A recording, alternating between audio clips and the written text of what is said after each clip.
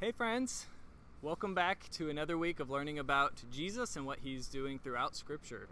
And so we have been talking about in our timeline the judges of Israel, and these judges are spiritual leaders who help God's people get out of trouble.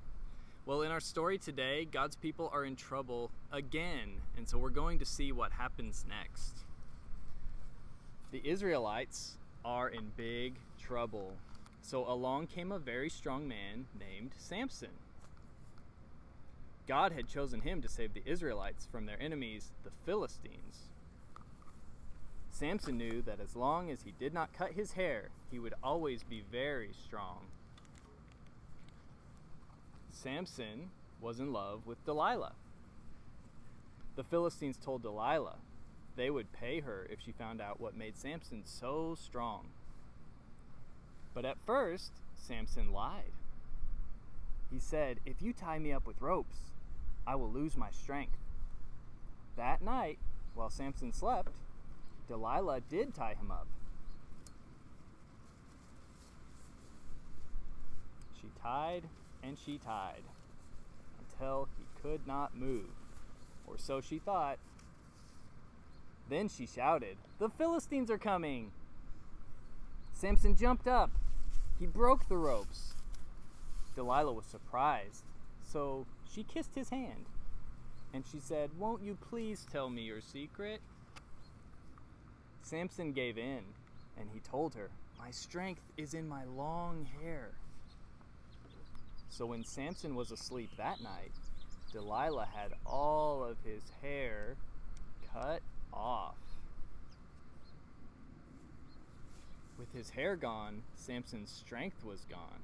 The Philistines grabbed him. When they grabbed him, they put him in jail.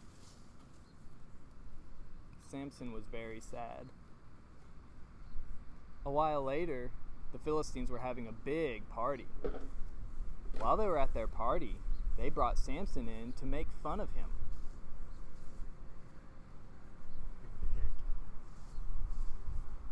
So Samson prayed to God. He said, "Please, God, will you make me strong one last time?" And you know what? God did make Samson strong again.